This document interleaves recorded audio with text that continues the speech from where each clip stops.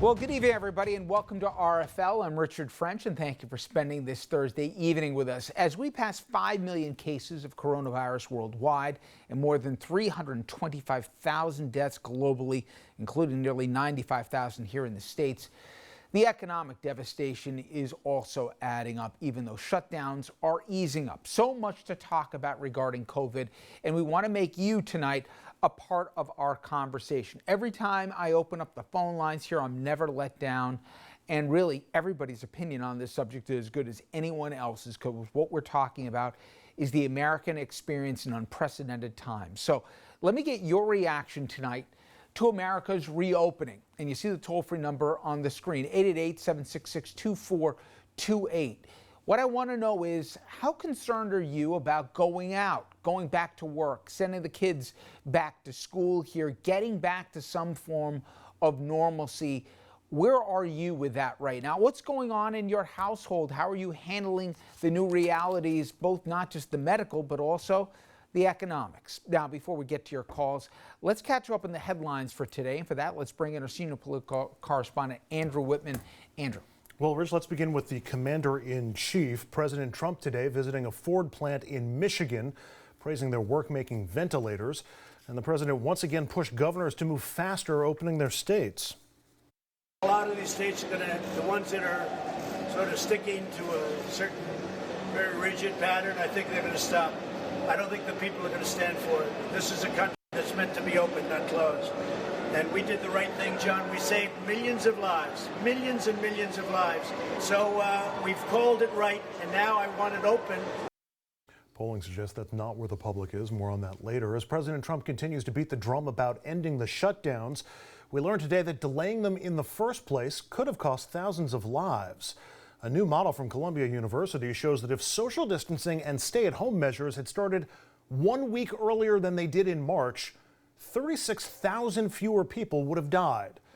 And if those restrictions had started a week earlier than that, Columbia says 80% of the deaths could have been avoided. We're also getting some new CDC guidance about how the virus exactly spreads. The Centers for Disease Control now saying that COVID-19 is not easily spread by touching surfaces. They say it's possible but not likely. The CDC offering no explanation why it tamped down that warning. Back in March, the CDC was expressing a lot more concern about contracting the virus through touching things. Meantime, the economy continues to suffer. Just last week, nearly 2.5 million Americans filed for unemployment benefits. That's down from the weekly peak of 7 million we saw at the end of March, but it's still a historically high number. Since the outbreak began, 38 million people now have lost their jobs. That's nearly 1 in 4 American workers. Rich, back to you. Andrew, thank you very much. We're going to be talking about the reality we all deal with, the calculations we have to make about, what kind of chances we're willing to take in the midst of a pandemic. But when it comes to the economic numbers, we are really in a territory you got to go back to about 100 years ago to get our arms around. So to that point, we're going to hear now from one of the best folks when it comes to assessing where we are in the economy, the trends going forward, and what we should expect. Mark Zandi, chief economist of Moody's Analytics. He joins us now. Mark, every night, and unfortunately tonight, no exception, I give the new jobless numbers. And while people, understand, I guess conceptually, just how big a number we're talking about, and they hear the Great Depression possibly as a point of reference, unless somebody lived through it, it's pretty hard to get your arms around just the scope of the challenge we're looking at. Can you give a perspective of what this country very possibly could be going through for at least the next year, and just how pronounced and deep some of these challenges could be? Well, the shock we're experiencing, as you know, Richard, is a cataclysmic. Peak to trough will be this month. We'll lose 25 million jobs. And then if you consider the people who have their jobs but have lost hours or have gotten pay cuts, that's a total of roughly 50 million people. That's 1/3 of the workforce. So 1/3 of the workforce has been directly negatively impacted by that, by the shock. So it's just out of bounds. It's just something we've never experienced historically. Now, I do expect things to improve a bit this summer as businesses reopen. assuming that there's not another meaningful second wave of the virus. But even on the other side of the business reopenings, we've got lots of challenges. I don't think the economy is going to kick into any kind of gear until we have a vaccine that's widely distributed and adopted, because until then, there's just going to be too much uncertainty around the virus and what it means. And businesses aren't going to be investing or hiring. People aren't going to be doing what they normally do. So unemployment's going to be close to double digit for the next year. And this might go down in history as a second depression. You warned folks weren't taking it as seriously, in the earlier portion of this year.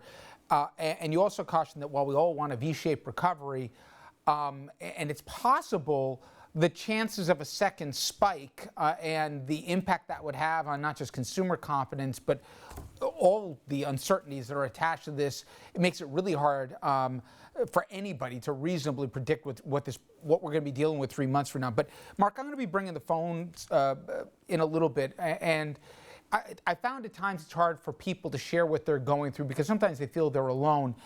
This is very different. And let's first deal with what maybe their employers, what you're seeing on the part of both large and smaller businesses, both in terms of this rescue net that we keep talking about, and it has been complicated, to put it politely, in terms of the small business loans that have gotten there, but also, how long some of these folks can actually survive. And if you're looking in the retail business or even in the restaurant business, for example, and you have limitations to how many customers you have, what are we looking at potentially in bankruptcies in the next 3-4 months here when the revenues aren't going to match, obviously, the bills?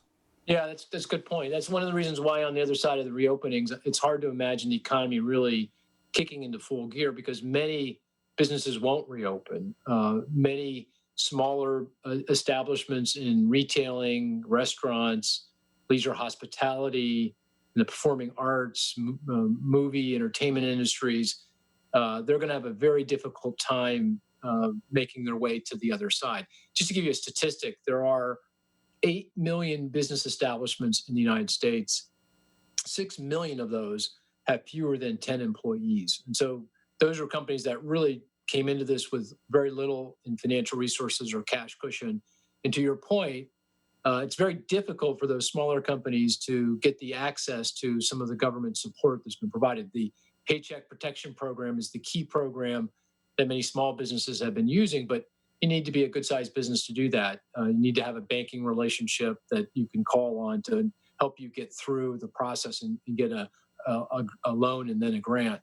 And it's, for me, Mark, the multiplier. I saw a number that just came out. 15 million people missed their credit card payments. Another 3 million people missed their car loan payments. A lot of people obviously not being able, and there's some forgiveness to it, but the rental payments or the mortgage payments. And certainly that's understandable. But then you talk to the landlord, and then you say, listen, this is not a victimless consequence. I'm going to have to cut back as well. And you keep going down the line here. I spoke to college presidents, and they say, God, we understand what these families are going through. But for those of us who aren't sitting on a big cushion of an endowment fund or whatever, we're going to have to lay off staff as well. And it just goes round and round. There's a dilemma as to if there isn't continued support from the government, where are we 3 months from now when people can't pay their bills? Yeah, good question. I do think it's very important, critical, vital that Congress and the administration, Trump administration, come together soon in the next few weeks and put together another fiscal rescue package. Now, to their credit, they have been very aggressive. We've had 3 rescue packages to date. You total it all up, it's $2.4 trillion.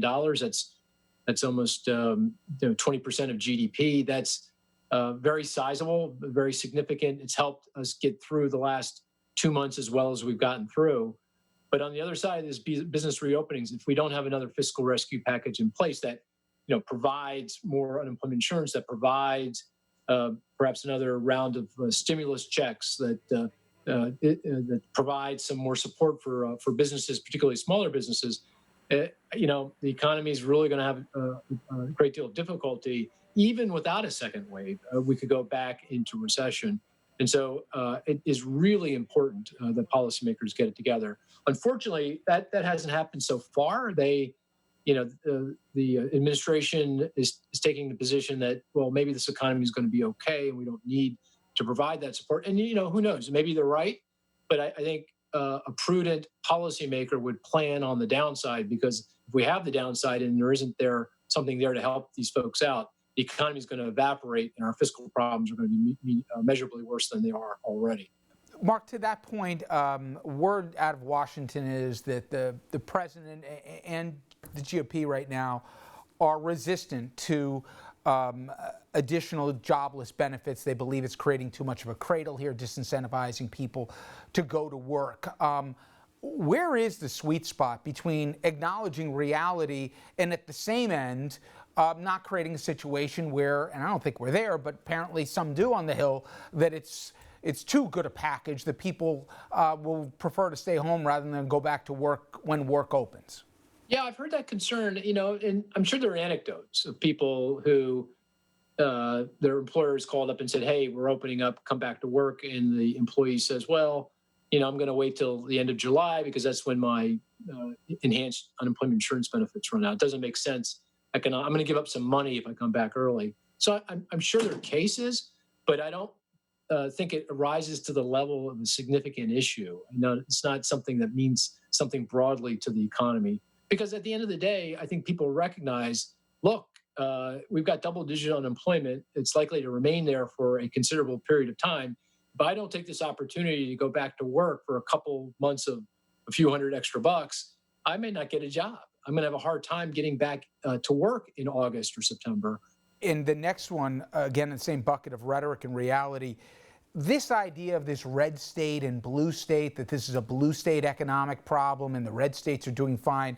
The numbers, Mark, that I've seen is that this is a shared crisis that we're going through right now. Forgetting all the, fair argument that says that the blue states arguably are paying a lot more in than they're taking out, but even taking out the crass, them and us.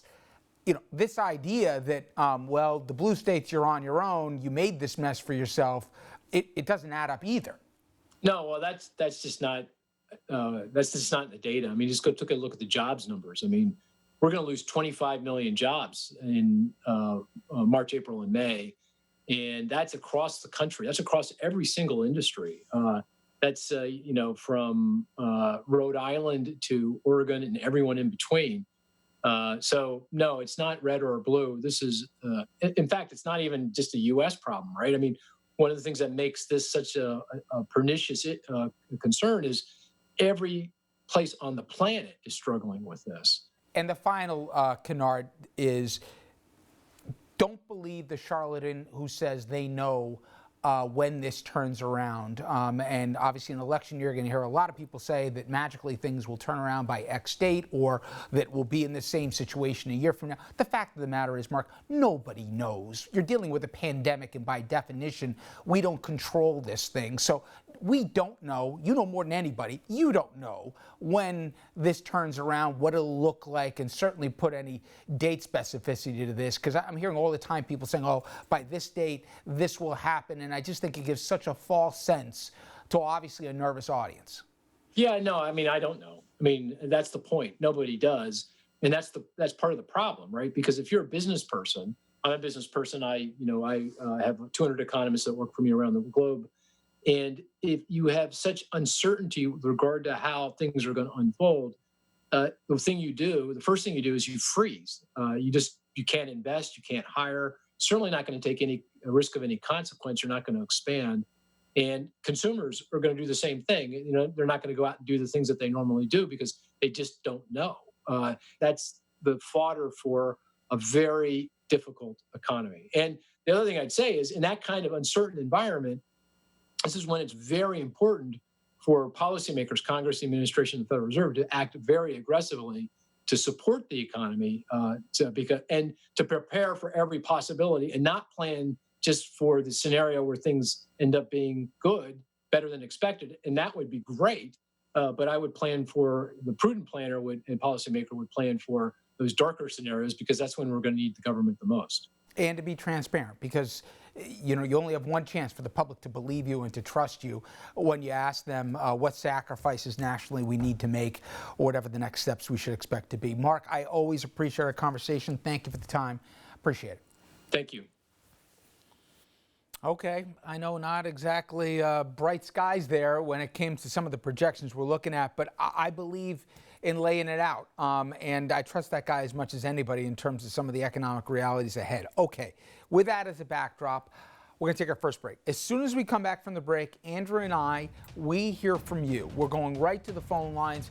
I want to know, as we get ready, we've already begun, but as we get ready to fully reopen this country, how comfortable are you? And where are you right now in dealing with this pandemic? 888-766-2428. Your reaction next.